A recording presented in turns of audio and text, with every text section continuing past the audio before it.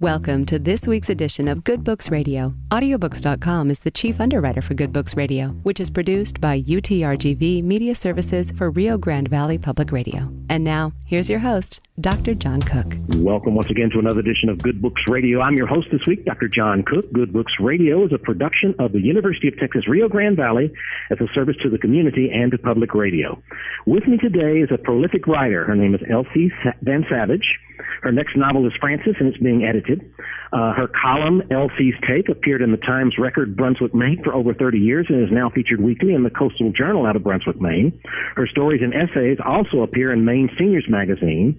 She hosted a local TV show in Maine Public Broadcasting Network for 15 years called Incredible Maine.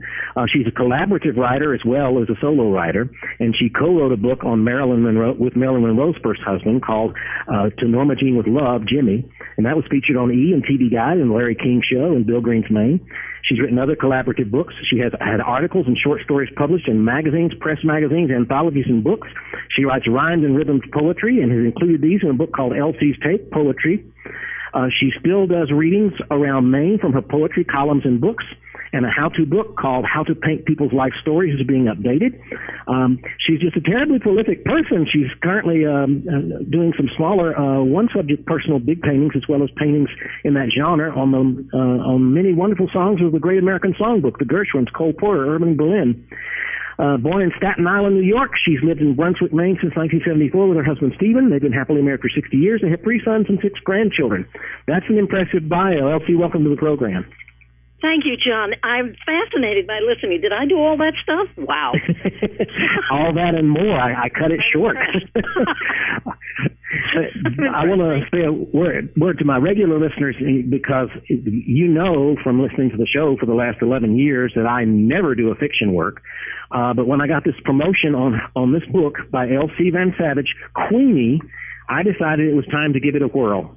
It is a semi-autobiographical work according to the promotion, but what's most interesting about it is how sensitively and insightfully it deals with life in the 50s in patriarchal America, and it handles subjects including ethnocentrism and bigotry and elitism and sexism and pedophilia and homophobia and bullying. And I just thought with that many subjects so well handled, it would be well worth the exploration. So we're going to talk today about Queenie. Okay. And first of all, as I said, it was set in the 50s, but I'm not clear exactly where these folks are located. I saw reference to Staten Island and New York City, but is it in the boroughs? Is it in the Jersey Shore? Where are they actually? The characters actually. It is said that one should always write what one knows, and so since I was raised on Staten Island, I decided to let them be the victims. And so the book is. I was a little nervous because there are some people that are still alive that are referenced in the book, but it is technically about Staten Island or living in New York City in that time in the 50s, which was different. We look back always with through rose-colored glasses, but it was pretty different, and I enjoyed every minute of it, but had to write the book. Now, our protagonist, it tells this story in the first person. Courtenay Wolcott is her name, and she lives a very sheltered life among the rich elite WASPs in an area called the Hill, where lots of mansions reside. And you paint that picture so beautifully. I love the names. Her boyfriend from the elitist is Remington Nathaniel Richardson. Her father is Walter Hancock Wolcott, and the headmaster of the school where she goes is Winston Raleigh. Just the names alone paint a picture that's very interesting. But the way you describe that sheltered life is very interesting. The country club is their whole existence. There's balls and holiday balls and dances and teas, and it's just very much the life of an elite group. John, you really do your homework. It's a wonderful story. I love the way you paint this picture so vividly. Well, you nailed it. You got it all. Yes, they are. We all had very waspy names, and we had to. If we didn't have the waspy name, we didn't belong. Back then, so it was a very sort of a not good world to be raised in. But there it is. I got to be raised in both. Mm-hmm. And the nature of their life there is so sheltered that they really don't have contact with the rest of the real world very much, right? That's right, exactly, yes. Mm-hmm. Yes, and that is not healthy, I don't think, now looking back, as we can all look back at my age, and it just isn't a good way to live, because that is not the real world. That is a very tiny part of the real world, and not good. So in spite of the fact that I was taken from it, my father didn't realize at the time, but he gave me the greatest gift he ever could have by putting me in with the other people. Or the have-nots, as we used to say. Mm-hmm. Well, as Courtenay talks about her parents, she talks about them as being very cold. They would ask her a question and then really not listen. Her mother was constantly on the phone planning social engagements and her next mahjong party, and and they just really weren't connected to her very much. You mean you weren't raised like this, John? No, not at all. No, that's the way that's the way they were. They had their social things to do. Mahjong was always played, and because there was no TV, so it was done to go to people's homes and do these genteel things with each other. Mm-hmm. And it was just another world. I like to look back. I like to think back about it, but I don't ever want to go there again. Mm-hmm. Well, I don't have any choice, actually, but still, I don't want to go there. Yeah. It's another thing about our protagonist is that she actually feels more like the servants that work in the house were more like family to her than her parents were, because they were actually nurturing and took good care of her. And one of her friends from down the hill in the other school that she goes to, that we'll get to in a minute, Winona, referred to them as paid slaves, and that's not far off, is it? That is not far off. They were, and the very wealthy would laugh. My memory is that they would laugh that they could get them to work for $3 an hour. Now, I know this was the 50s, and everybody says, oh, that was a lot of money back then. No, it wasn't. And but they used to make fun of these people, because the staff, because they figured that they were too stupid to realize that they were being ripped off. It wasn't that. It was just that they needed the job, and so they were willing to look away, accept what they had. Oh, boy, it was a bad time. Not good. A lot of the a lot of the idealism springs from the movies of the time. You mentioned wanting to look like Scarlett O'Hara, and that the father resembled Clark Gable, and so there's a lot of references to the classic movies of that era. They had a tremendous influence on us, and I spent a whole lot of my youth in front of the movie screens and looking at the glamorous women and thinking, well, that's what you'd grow up to be. Mm-hmm. With nail polish and makeup and wealthy friends, and they were very influential. The movies today are much more realistic. One more thing about the characterization before we turn to the academy a bit, and then your move to another school.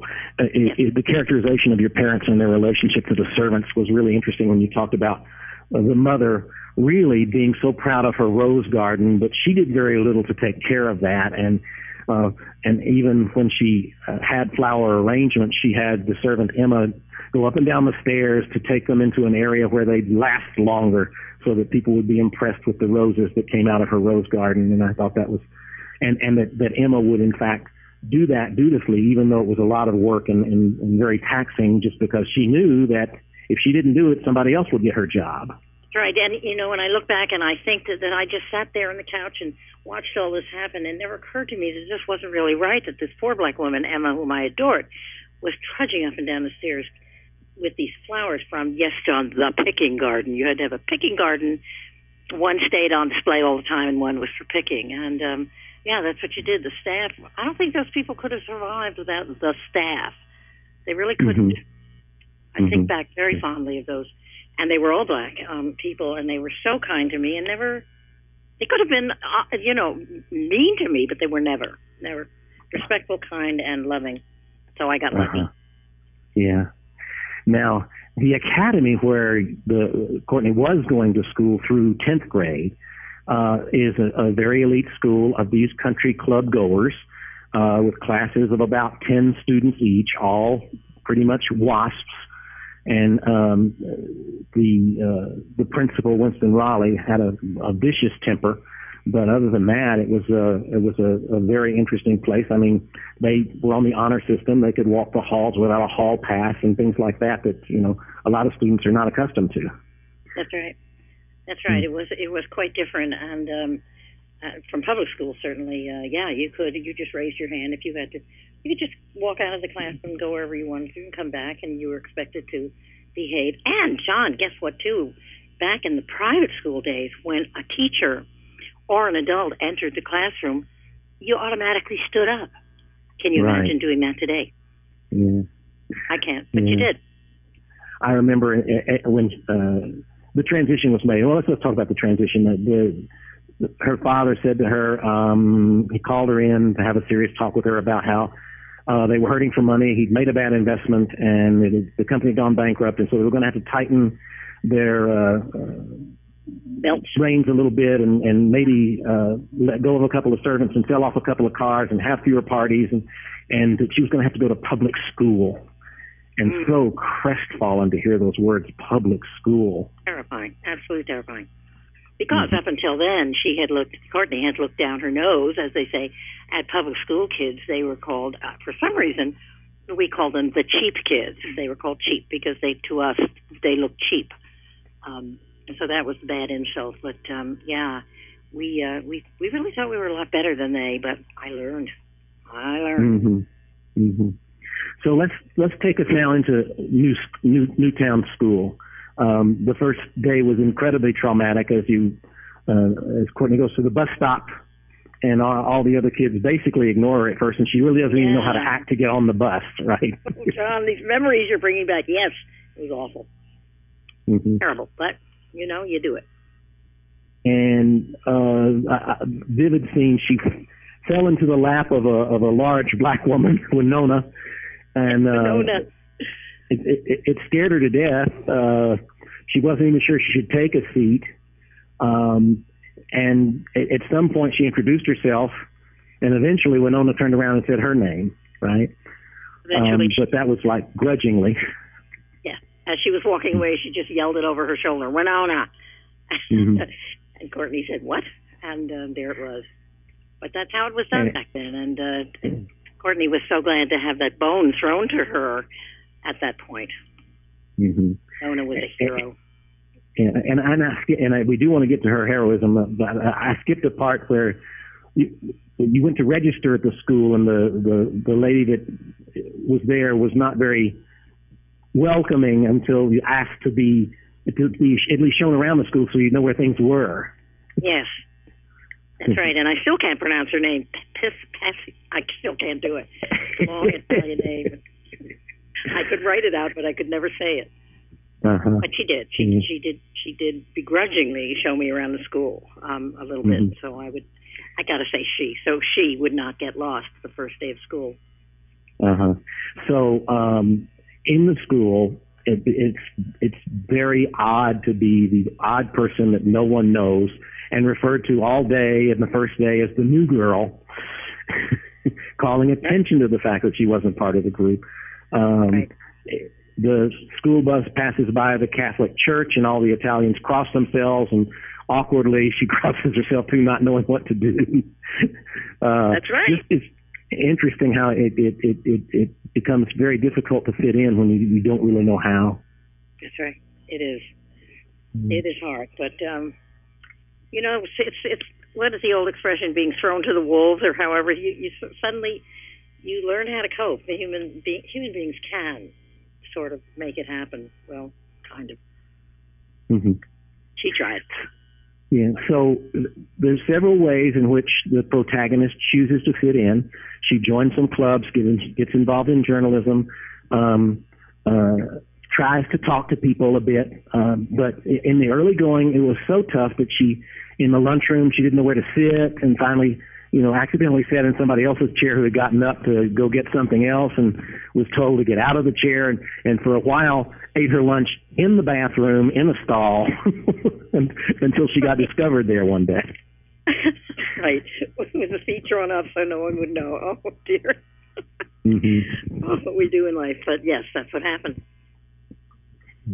But at some point, people began to take notice of her. There was the terrifying month of December when she was a hall monitor, and some of the punks, and especially the leader, Dominic DeRusso, who I can picture him from your description. It's almost like I can see John Travolta in Grease, combing his pompadour and in the same kind of outfit. John Travolta stole his persona from my friend Dominic DeRusso. Yes, it's exactly right, John. That's right. He looked just like him. Mm-hmm. Gorgeous. And Dom, of course, was the stud of the school. He was muscular and attractive and pretty much had his way there. But he had turned down a certain girl, and that girl caused a lot of trouble because she didn't accept the fact that he no longer was her boyfriend. Marty. Oh, gosh, I can't remember. Vanessa. What's her name, Vanessa? I can't remember my characters now. Got me so nervous. Marty. She was Martha somebody, but Marty was the name she went by. Right, Marty. And she was always giving Courtney these glaring looks in class, seething hate because he was attracted to her, because Dom was attracted to her. She felt that Dom belonged to her, and she was determined to keep it that way. Oh, my. She was dangerous. I wonder what became of her. I dread to think, but whatever. Yeah, she had ownership. She was very turfy about Dom. And so turfy that one night she and some of her hood assaulted Courtney in the schoolyard, and she was going to kill her, or she said she was going to kill her. Yep. And it certainly felt like it. Her friend later on said, Courtney wouldn't have killed you. She would have just almost killed you. But I think Courtney pretty much felt that Marty was going to kill her that night with the snowballs. All the snowballs had rocks in them or pieces of ice in them. It was a pretty bad time. A lot of bleeding. Survival is good. Mm-hmm. But at the darkest moment, when she was choking on the scarf, Winona appears. And man, can she handle a group of thugs? The avenging Winona came and saved the day for Courtney, who by that time I guess had been renamed Queenie. Uh-huh. And that was part of her integration into this interesting society. When you can accept derision with a smile, then you become part of the group in a way. That's it. Yes. Right. Yeah. You sound like you had similar experiences, John. I could tell you my bullying stories too, but I won't go there just now. But I did want to touch on something where I felt like she was a real hero, and that was the young man who took home ec classes. And I did high school in the '60s, and even in the '60s, girls took home ec and guys took shop. I mean that was the rules. But this guy, this young man. Yeah, not only was it it was not only an unwritten rule, it was the rule of the school. I mean, it was just unheard of that a boy would want to learn how to cook or a girl would want to learn how to build birdhouses. It just simply wasn't done, as my grandmother would say. It simply wasn't done, my dear. Yeah, so you too then had the experience. But yeah, that kid did go in and he was brave. He took cooking lessons. I wonder if he ever became a great famous chef. I always pretend when I watch these TV chefs that it turned out that it was he. Mm-hmm. And he actually had more talent than some of the girls in his class and showed them a thing or two. But unfortunately, Dom and his hood didn't care for him doing feminine things and called him a fag and assaulted him and were beating him up. Yes. When Courtney saw this, she couldn't stand it, and she screamed Dom's name and started pounding him with her notebook. Right? Right. With her 3-ring binder, she slammed it hard. And it opened up and the papers went flying. But she did. She had her moment of heroism and went after him for doing that. I don't know if she knew she was capable of it, but she was. That's the point. Mm-hmm. That was an awful fight. Terrible. They were beating up this kid because he was gay. Only I don't think we used that word back then. I think we used, I can remember, fag and homo and awful names. But gay, not so much. But they did. They got him. Oh, I'll never forget it. Never. Yeah. And the principal was really heroic here in holding those kids accountable. She was. She was a good Roman Catholic woman and rigid, and the cheerleaders were never allowed to turn cartwheels, so their underwear wouldn't show when they were cheering. But she did the right thing. Oh, she really did. She got those guys, as they say in Maine, she got them some good. and actually made them kiss each other on stage. So on stage, after wasn't that awesome? confessed. Yeah. What a moment.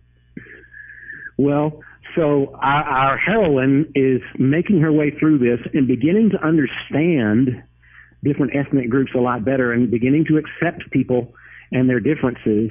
But having one foot in each world became challenging for her to the point where eventually she wasn't as well accepted up the hill as she was amongst her students at Newtown.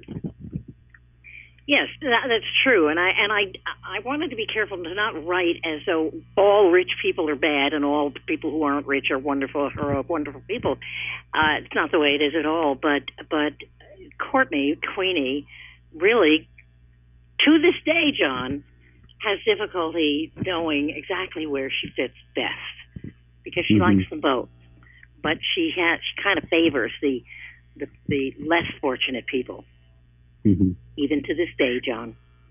Yeah, and Queenie had to learn a lot of stuff the hard way because her father used the disparaging terms for all those minorities and was particularly adamant about not allowing Jews into his country club, and so the anti-Semitism was rampant, among other things. And she actually accidentally disparaged a student who was a Jew in her class. She did. She made a mockery. She saw a picture of Miss Jewish American, and she laughed about it at the lunch table. And Sue Lewis, a nice Jewish girl there, never forgave. Didn't forgive her for a long time, and eventually did, and explained to Courtenay/Queenie why that was wrong and bad. And Queenie had never been told any of the things that she had to hear from Sue Lewis, any of them. Mm-hmm. And it was horrifying, and she wouldn't believe it at first, but then she found out that, it was true. Yes, Courtney's father was unable to pass 20 minutes without coming up with some ethnic slur. He was just like clockwork. It was just fascinating, weird, bad. Mm-hmm. Yeah. And to not even know about the Holocaust in the 50s was an interesting part for me. I didn't. Yeah, I wasn't even taught, John. That is horrifying, and I sure hope that's changed. I know it has, but no, they were simply not told. It was. I don't know whether people didn't believe it happened or if they thought it was all just propaganda. Even though there were photographs, lots of proof, survivors who were in America and had the tattoos on their arms, it was still. Overlooked, ignored, I should say. Awful. Mm-hmm. Mm-hmm. And I love the circle of friends she endeared herself to at Newtown, the public school. They ranged from people who were close wannabes to the people up the hill, but also there were people like Pansy who stole a mouse from the science lab to protect it and overfed it all the time and kept it in her bra. Who also was inclined to turn tricks for lunch money. You really did read that book, my word. Yes, Pansy did all those things. She really did. It was disgusting, but it was so funny. Imagine that. Rescuing the white mice from, and terrifying my sister was the most fun, having them jumping out of the desk drawer. But anyway, we do what we can, and she wanted to rescue mice, and she did. There's a great moment where it's obvious that her old people from the academy, or old friends from the academy, are not very accepting because she goes to a slumber party, which they thought was only reserved for children, but she went to a slumber party with her friends, and that included Pansy and some of these other folks that she got to know at various levels. They just turned up their noses at that. They did. They did, and I think that was their first experience with. I don't think anybody said grass back then or weed. I think they called it marijuana. Woo, shocking! And then, look what happened after that. Well, there were. I don't know if there were drugs like that in the, or if I just didn't know, or Courtney didn't know. But I think marijuana was around, or grass was around, but not the hard stuff. Mm-hmm. It was coming. Now, as she begins to accept the fact that there are all kinds of people in this world, Courtney chooses to go to work in the summer for the YMCA, and that was a very moving experience for her, where she really learned to care for people of different groups, of different ethnicities, of different abilities, the differently able children that she took care of. And she also came to appreciate the director of the Y. But if we go back for a moment to some foreshadowing, she referred to her father and his secret men's club with the headmaster of Winston Raleigh and the Latin teacher, Mr. Tomaselli, and this guy who was the, and they played golf, and they seemed to, have a closeness that couldn't be shared outside their secret little club. That's right. And there was rumors amongst the students about Mr. Tomaselli taking a schoolboy home from soccer and taking him down a side road and groping him. That's right. That's right. That's what happened. And then what came to light much later was that her father and the headmaster and the Latin teacher and the YMCA guy had been discovered abusing the mentally challenged children at the YMCA, sexually abusing. Yep. That's it. You nailed it. They did that. And took pictures and everything. I just thought that because they were who they were, that they would never get busted, that they would never get caught. Never. But they did. And they threatened them with their lives. They threatened to hurt their families if they ever told anyone. Finally, one boy, crying, told everything, and that's when the roof came tumbling down. The lid blew off. Yep, that's right. Exactly right. Finally, one confessed because he was having such terrible nightmares, and his parents kept saying, "Tell us," and he finally did. As those things happen often in life, but somebody has to finally break and do it. So it did happen. Oh, what an awful thing. And this was well foreshadowed earlier, although I had no clue.